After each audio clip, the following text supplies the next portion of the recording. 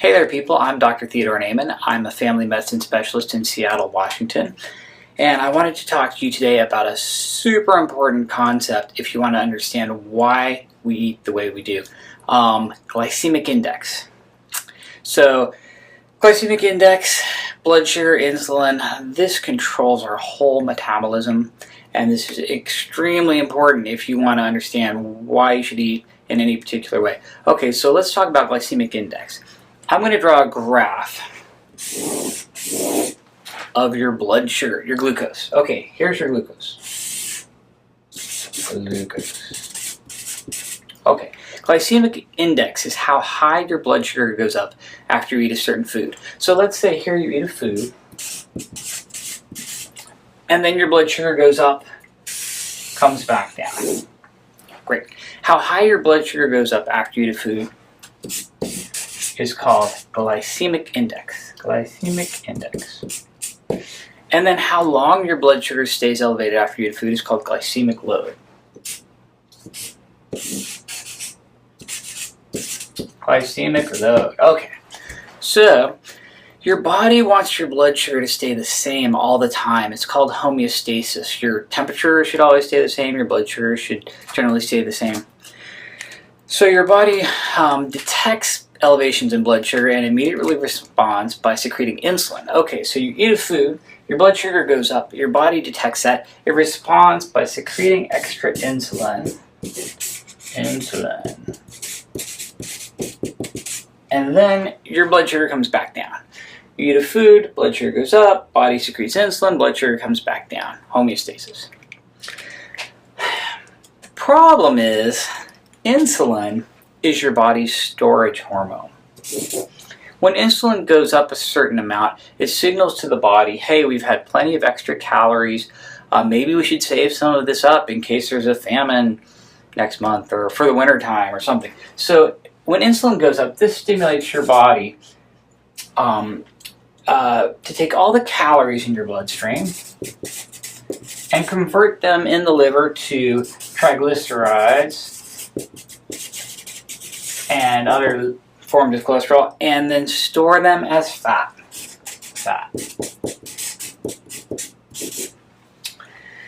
So, insulin drives fat storage. Now, some people on Earth are very insulin sensitive. This is genetically inherited. These people tend to be genetically thin. Insulin sensitive person. And we all know people who are insulin sensitive. A lot of Asian people have very high insulin sensitivity. Anyone you know who can eat whatever they want and remain fairly thin, they're insulin sensitive. All your supermodels are insulin sensitive. Insulin sensitive person can eat a food that raises their blood sugar. Let's say they eat a candy bar. Their blood sugar goes way up. They secrete one little drop of insulin, and their blood sugar comes right back down. They're never exposed to very much insulin. So these people tend to be fairly thin. They have low triglycerides, low body fat. They are not exposed to large quantities of insulin, and they tend to not have high triglycerides or high body fat. And they're usually they have thin parents. If both your parents are genetically thin and insulin sensitive, there's an 80% chance you'll be thin no matter what you eat, blah, blah, blah. So the other 2/3 of the planet, roughly, are people who are prone to possibly developing insulin resistance. Insulin resistance. And again, this is genetically inherited. Who has insulin resistance? Well, pretty much everyone who's overweight, which at this point is 2/3 of the entire nation, soon to be the world. So, if you have insulin resistance, every time you eat a food that raises your blood sugar, your body secretes more insulin than it should, and this can get worse over time. So you're secreting even more and more and more and higher quantities of insulin. Over time, insulin-resistant person can have very high amounts of insulin in their body at all times, especially after they eat a food that raises their blood sugar. I will check insulin levels in a genetically thin person, and they might be very low, single digits, 4, 5, 6, 7. I'll check insulin levels in obese persons with insulin resistance, and their level could be 10, 15, 20, 30, 50, 80, 100. I've seen literally order of magnitude higher insulin levels in people with insulin resistance than people with insulin sensitivity. So, okay, what are we going to do about this? Well, all foods can be divided into the 3 macronutrients. There's fat, protein, and carbs. Fat, protein, and carbs. Hopefully everybody's familiar with the macronutrients. Fat would be oil or butter or lard, or protein, a pure protein would be fish or chicken or very lean meat. Carbs, anything white, sugar, flour, potatoes, starches. Okay, fat. Fat always has a glycemic index of exactly 0. You could eat a bucket of lard and your blood sugar will not go up at all. You could eat a stick of butter and your blood sugar doesn't go up. You could eat 10 pounds of bacon and your blood sugar will not go up. Because fat has a glycemic index of 0, if someone with insulin resistance goes on a diet of pure fat, they're really leveling the playing field between a genetically insulin resistant person and a genetically insulin sensitive person. And insulin resistant people who go on a diet of mostly fat immediately lower their insulin levels and immediately lower their body fat percent. So this is really desirable. You actually want to make the majority of your calories by percentage fat. Protein is weird. Now, we all have to eat protein. Protein's essential. We have to eat amino acids every day. They're important for cellular repair, and we need them structurally in our bodies, blah, blah, blah. You have to eat protein. You need about 20, 30 grams of protein per meal, average person. But you don't want to eat excessive protein. Why is that? Your body has no way to store protein. It doesn't use protein directly for energy or fuel. It only uses glucose or sugar or fat for fuel. Your cells can use sugar or fat, but not protein. So if you eat excessive protein and your body can't store it, the extra leftover excessive protein is converted in your liver to glucose and does have a glycemic index and raises your blood sugar, which can contribute to insulin secretion. So you want to eat a high-fat diet by percent of calories, just a moderate amount of protein, and that brings us to carbohydrates. Carbohydrates are pretty much evil. And let's talk about why. So fat has a glycemic index of 0. Protein, as long as you're not exceeding your requirements, has essentially a glycemic index of 0. But then you've got carbohydrates. Okay, how about sugar? Sugar has a glycemic index of, well, it varies depending what units you're using, but we're going to give sugar a glycemic index of 80 just for as a reference range here. That's really high. Okay, we shouldn't eat sugar. Sugar's bad. High glycemic index raises blood sugar, raises insulin. Very damaging to your body. Glycosylates all your proteins. Super addictive and horrible and terrible. And if you're insulin resistant, causes a big spike of insulin. There are other sugars or things that are similar to sugar that you want to avoid as well. Fructose is not so good. You've got lactose or milk sugar, which is slightly even more insulin secreting or insulinogenic than sugar. So these are all, we're just going to label them sugars. Sugars. So you want to avoid sugars. Sugars are bad. What about, oh, starches, potatoes. Potatoes, glycemic index, about a 75. Not good. Legumes or beans. I'm talking about kidney beans, pinto beans. Different legumes have varying glycemic indexes, but they're all fairly high. So legumes or beans are here in the 70 range. And these starches have an extremely high glycemic load. So these slow-burning carbs raise your blood sugar possibly for hours, contributes to a lot of insulin. Not a good thing. These are starches. So you want to avoid sugars. You want to avoid starches. And that brings us to the greatest evil of all, and that's grains.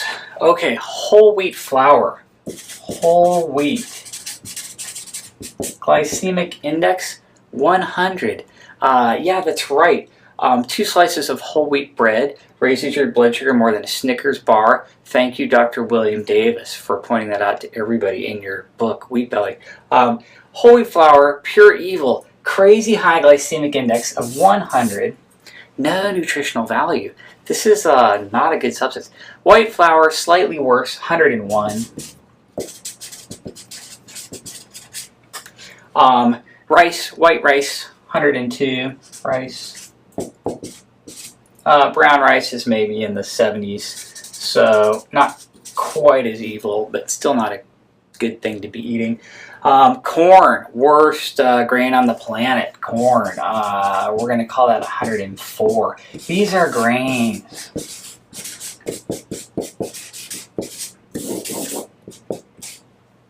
Grains are super terrible.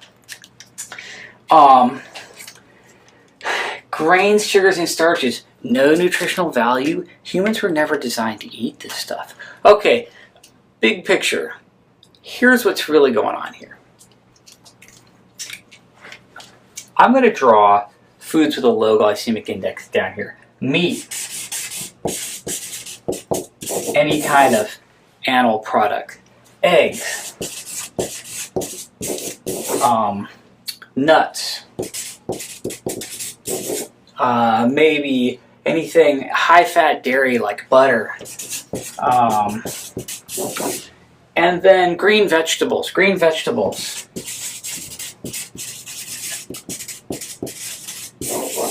Green vegetables are not protein or fat, but they have a negligible or almost zero glycemic index. So you've got meat, eggs, nuts, green vegetables. Humans are hunter-gatherers. For 2.5 million years, or 99.9% of human existence on this planet, we mostly ate these foods right here. I mean, look at what people ate. We lived through 500,000 years of ice age. We were hunter-gatherers. Basically, you shot a deer, you snared a rabbit, you caught some fish, you harpooned a whale, maybe you speared a woolly mammoth. You possibly found some nuts or berries or green vegetables here and there seasonally, depending on location, depending on time of year. But you're living all winter on woolly mammoth jerky or whale blubber or seal fat or fish or rabbits or you know, the prehistoric equivalent of these animals. You know, again, 500,000 years of ice age.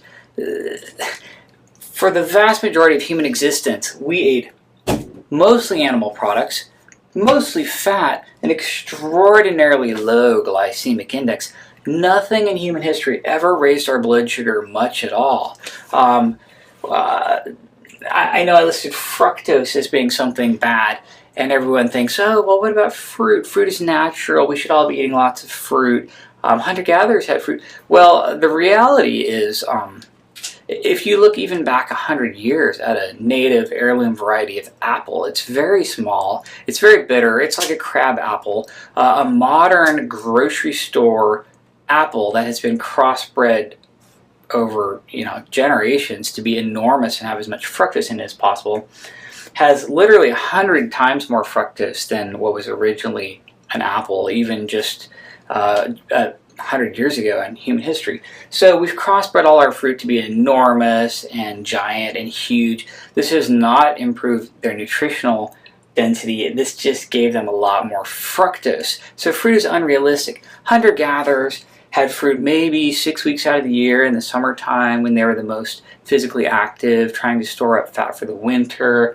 And these fruits were tiny, they were small, they were low yields. We're talking mostly like berries. It's not like it is now where you walk into the grocery store and you get this enormous melon or these huge grapes or this giant banana with just a metric crap ton of fructose in it.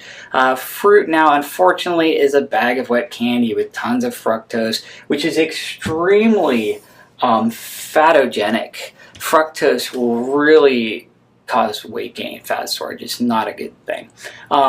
Oh, right. So where was I? I'm sorry. I went on a fruit rampage there. We were talking about our hunter-gatherer native diet and how it was very high in animal products, very high in fat, and extremely low glycemic index.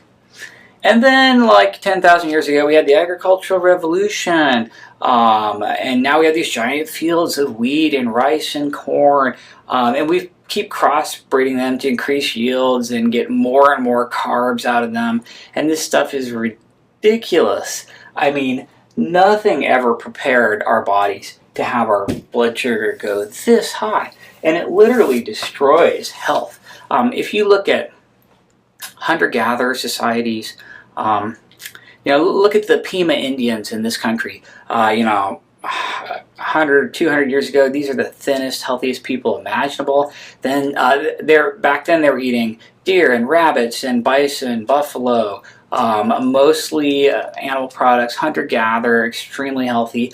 And then they started trading with the white man for flour and sugar, and almost overnight they had just a whole bunch of metabolic problems. Now the diabetes rate is over 50% in Pima Indians. They're just rampant obesity, metabolic syndrome, which is basically insulin resistance, type 2 diabetes, high blood pressure, high cholesterol, atherosclerosis, all the consequences of chronically high glucose and chronically high insulin.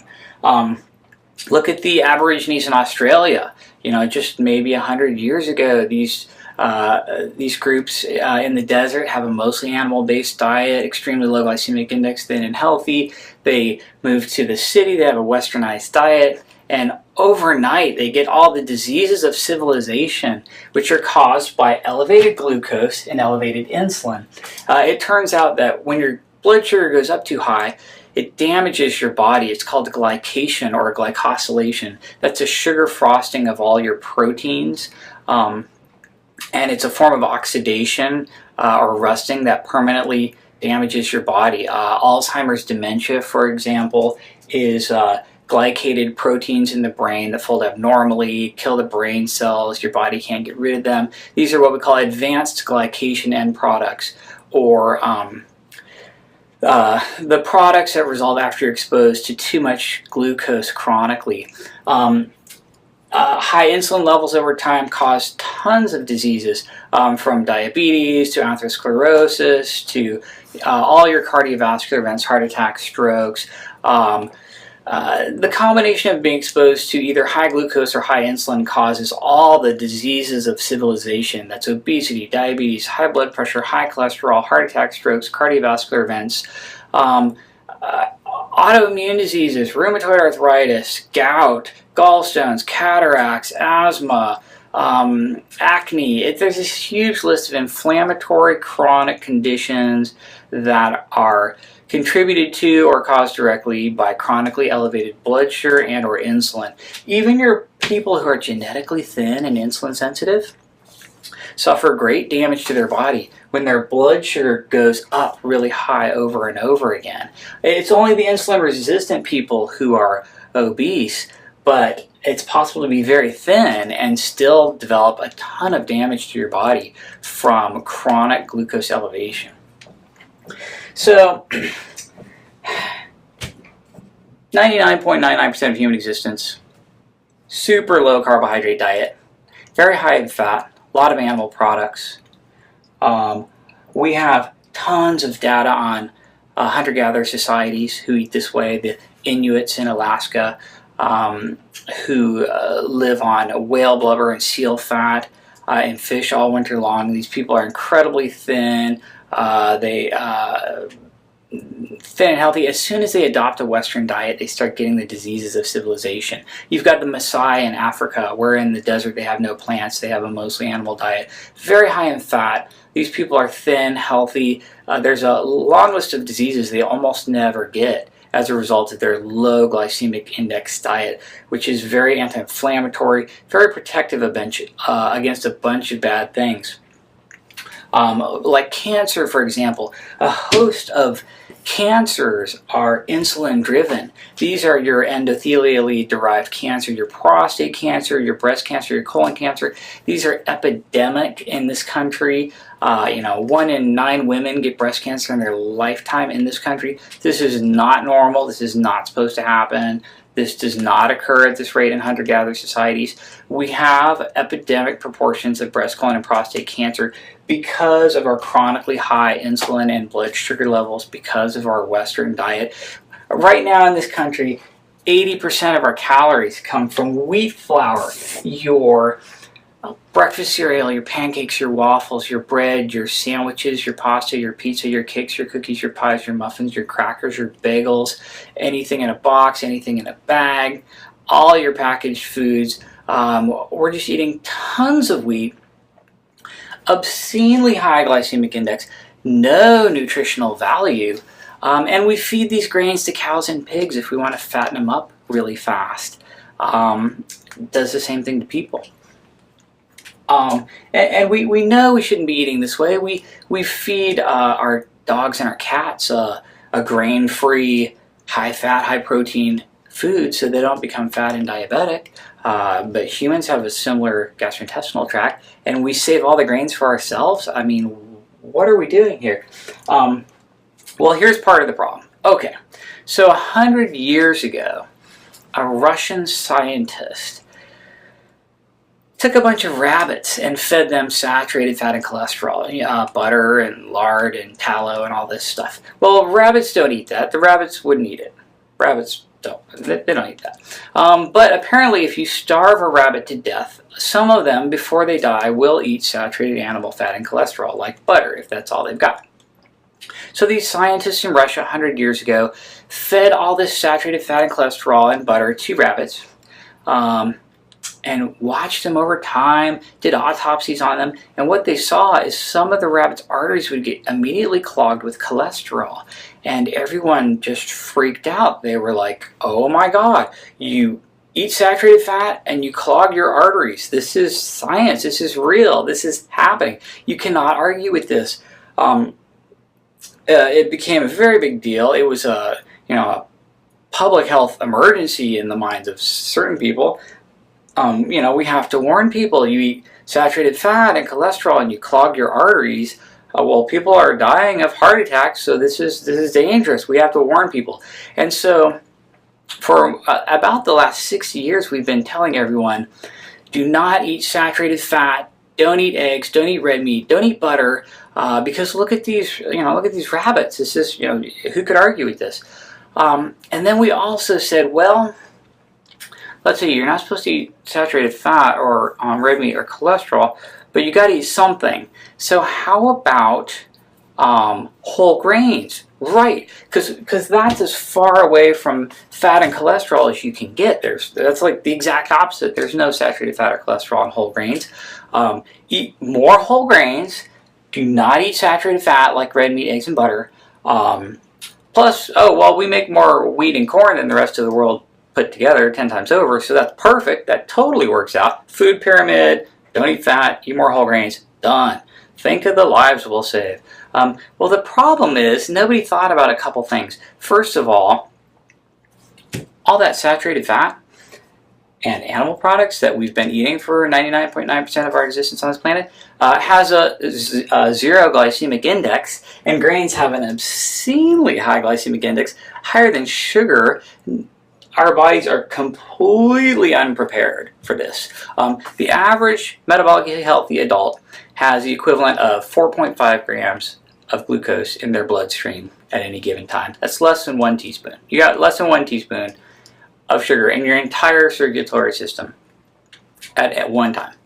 You drink a regular soda and it immediately dumps 12 teaspoons of glucose into your bloodstream and your body freaks out. Or, God forbid, let's say you eat a standard fast food meal with a large fries and a burger with a bun and a regular soda and a dessert. I mean, you could dump 50 grams, you could dump 100 grams of basically 10 or 20 teaspoons of sugar into your bloodstream almost immediately, and your body absolutely freaks out. It has no idea how to deal with that, and it has to pump out a ton of insulin just to survive. And if you have any insulin resistance, it's going to dump out a gallon of insulin. You're going to have high triglycerides, excess body fat. So back to the rabbits, right? We told everyone, oh, don't eat saturated fat because that's going to clog your arteries. Eat whole grains. Well, as it turns out, this is just completely junk science because rabbits are obligate herbivores. They're only supposed to eat grass and green leafy vegetables and clovers and stuff like that. They're never supposed to eat any cholesterol whatsoever, so they lack these cellular machinery and enzymes for if cholesterol enters their bloodstream, they can't get it back out again. Of course, any animal that's a carnivore or an omnivore is exquisitely good at utilizing cholesterol in the bloodstream for fuel. And in fact, a true carnivore, eating what it's supposed to eat, which is mostly saturated animal fat and protein, will never get atherosclerosis or clogged arteries. And the same is true of humans. Eating fat does not make you fat, contrary to what a lot of people believe in this country, and eating fat does not clog your arteries. This is just completely fraudulently wrong. Atherosclerosis is contributed to by elevated glucose and elevated insulin. This causes glycation of your cholesterol, and that sugar-frosted, sticky cholesterol clogs your arteries. That's the cause of atherosclerosis, chronically elevated blood sugar and insulin levels, and we have plenty of studies that document this. The other thing that we missed the boat on when we told people to avoid saturated fat and cholesterol in animal products and eat more whole grains is nutritional density. As it turns out, we only eat, we don't just eat to get energy calories. We're eating because there are a bunch of things we have to have every day that are essential. You have to have fat, essential fatty acids. There are fatty acids we cannot manufacture that we have to have in our diet. They're essential. Protein, we have to have amino acids that we cannot manufacture. These are essential. You have to have micronutrients, vitamins, and minerals. So we're not just eating to get energy calories. We're eating to get fat, protein, and micronutrients. These foods are incredibly nutritionally dense. Animal products, any kind of meat, red meat, poultry, fish, seafood, any animal product, extremely nutritionally dense, has all the micronutrients really that you need, has all the essential amino acids and fatty acids that you need. This is a complete food. Eggs, probably the most perfect food, 70% fat, 30% protein, no carbohydrates, incredibly nutritionally dense. You can make a whole freaking chicken out of it. It's quite possibly a perfect food. Butter, 400 micronutrients, tons of fatty acids that are essential. These foods are healthy. Grains, sugars, and starches have no nutritional value whatsoever. They have no essential fatty acids. They have little to no protein. They're very poor in micronutrients. And humans were never designed to eat this stuff. So the other problem with nutritional density is if you're not giving your body what it needs, you're going to be hungry. You're still going to want to eat. If you eat these foods, it doesn't take very much for you to get everything your body needs. And wow, you're not that hungry afterwards. Fat is incredibly satiating. If you give your body everything it needs, you're not going to be that hungry. On the other hand, standard American diet, do you know how many calories you would have to consume in order to meet all your nutritional requirements for the day on a standard American diet? 27,000 calories. Actually, I think it was over 27,000. But you would basically have to eat a week's supply of food or more per day to get your nutritional requirements from the standard grain-based American diet, which is basically crap. The other problem with a high carbohydrate diet is you are on this blood sugar insulin roller coaster. Your blood sugar goes way up, much higher than blood sugar should ever go. Your body dumps out a gallon of insulin, and then your blood sugar crashes, and you actually at danger for going too low, and all that insulin soaks into your body. And then you're starving. The other thing insulin does is it takes all the calories in your bloodstream and forcibly pushes it into your fat tissues. So you eat a bunch of carbs, your insulin spikes, the insulin shoves all those calories into your fat tissue, and now you have no more energy calories. You're actually hungry. You're starving on a cellular level, even though you just ate the large French fries and the regular soda.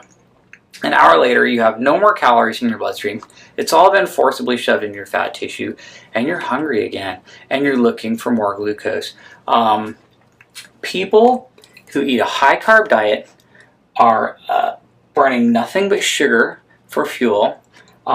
We call them sugar burners. All the cells in your body are equipped to either burn sugar or fat. They can burn either one. But it takes a different series of machinery to burn fat versus sugar and so forth. So your body either gets really efficient at burning sugar or it gets really efficient at burning fat. Now, if you're a sugar burner, you get very efficient at burning glucose, and you're not very good at burning fat. So you wake up in the morning, you're starving because you're not good at utilizing your stored body fat for fuel overnight, and you're looking for carbs because you're a sugar burner. You eat your breakfast cereal and your pancakes and your waffles. Your blood sugar goes way up, huge spike of insulin. You're unable to burn any body fat during this period of time because your insulin level is too high. You shove all the calories into your fat stores. Then a few hours later, you're starving. Your blood sugar maybe even dips too low when the insulin catches up with you. You're looking to eat again. You're craving glucose, you're craving sugar, you're craving carbs because that's what you're used to, that's what you're good at burning. Now you have to have a snack. Then lunch comes around and you're eating pasta or bread or sandwiches or carbs. And basically your sugar burning carb diet person is eating, 3 meals a day, 3 snacks a day, constantly eating. Blood sugar goes up and down, over and over. Every time the blood sugar goes up, the insulin level goes up. The sugar is damaging to your whole body, your endothelium, all your tissues from glycation. The insulin's damaging. Every time your insulin spikes, your insulin resistance gets slightly worse. And then you're starving on a cellular level because you pushed all your calories into your fat stores. And then the cycle just repeats itself over and over and over again. Throw in there the fact that you're hungry because you didn't get any micronutrients, fat or protein, which is what your body actually needs. Throw in there the fact that your insulin level pushes all your calories into fat, and your insulin level has to be low for you to ever try to burn body fat. Body fat is constantly either storing fat or burning fat, storing or burning, and insulin is the trigger. When insulin is high, you can only store, not burn. Insulin has to be low for you to burn and not store. Insulin's always really low when you eat a high-fat diet, a low glycemic index, low carbohydrate, high-fat diet. And people who are what I call fat burners, who are fat adapted, who are efficient at burning fat, just aren't hungry as often. A properly fat adapted person seamlessly goes from burning dietary saturated fat to burning stored body saturated fat, same stuff by the way, without a hitch. You just effortlessly go from burning body fat to dietary fat and back and forth, in and out, without any elevations of your blood sugar or insulin level. A fat-adapted person can go for hours or maybe even all day without eating because you seamlessly tap into your body fat. You're just constantly burning body fat.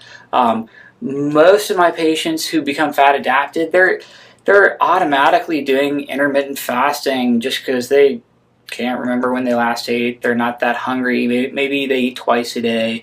They're not tied to food anymore. They're not a slave to food. They'll have maybe breakfast is an omelet with a bunch of eggs and some cheese and some avocados and fried in butter and a bunch of fat, some coffee with some heavy cream in it. They're not hungry again till late afternoon or evening. They got all the micronutrients they need, the essential fatty acids, the essential amino acids, the vitamins and minerals. Their blood sugars stay completely flat, insulin level flat, not hungry. And if they run out of those calories, they just seamlessly switch over to stored body fat without a hitch. These people can exercise for as long as they want without calories. They can fast for extended periods of time if they have to, situationally, without feeling hungry. You're just not a slave to food the way you are if you're a sugar burner. Now, if you're a sugar burner, you got to eat every couple of hours. But no omnivore in nature has time to eat 3 meals a day and 3 snacks a day. I mean, that's ridiculous. It's just this carb, blood sugar over and over again. So the bottom line is humans are supposed to be hunter-gatherers. We're supposed to mostly eat animal products, maybe some nuts and berries and green vegetables, but all very low glycemic and all with a very high nutritional density. And the minute we switch over to this garbage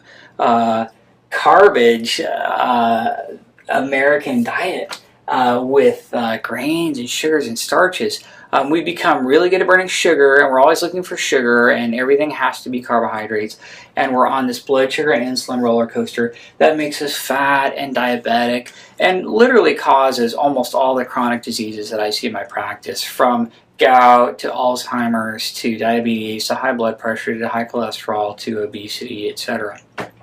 But everyone I see who goes on a well-formulated, low carbohydrate, high fat, moderate protein, paleo diet. This diet is, if you've heard the term paleo, is short for Paleolithic. The Paleolithic was the entirety of human existence on this planet except for the last 10,000 years. But all my patients who go on this diet, magical stuff starts happening to them. They immediately go down to their ideal body weight and just stay there effortlessly without ever counting calories or worrying about calories or even necessarily exercising at all. I've had countless patients literally cure their diabetes, come off all their medications, cure their high blood pressure, cure their high cholesterol. All your metabolic problems go away. This is definitely the way humans should be eating. I don't see how anyone could debate this, and it's a crucial concept if you're going to understand the why behind what we eat and how we pick what we're going to eat. It's so important to understand the macronutrients, fat, protein, cholesterol, what they do to your blood sugar. Every time you eat a food, you should be thinking, what is this doing to my blood sugar and insulin levels? Am I going to be a fat burner or a sugar burner? Anyway, I hope somebody out there finds this valuable. I know it's been life-changing for me. I went from being a overweight vegetarian for a long period of time and feeling sickly and to being basically an extremely lean 7% body fat burner instead of a sugar burner. So anyway, I would invite anyone to join me in this form of eating. It works great for myself and all my patients. So hopefully that's helpful.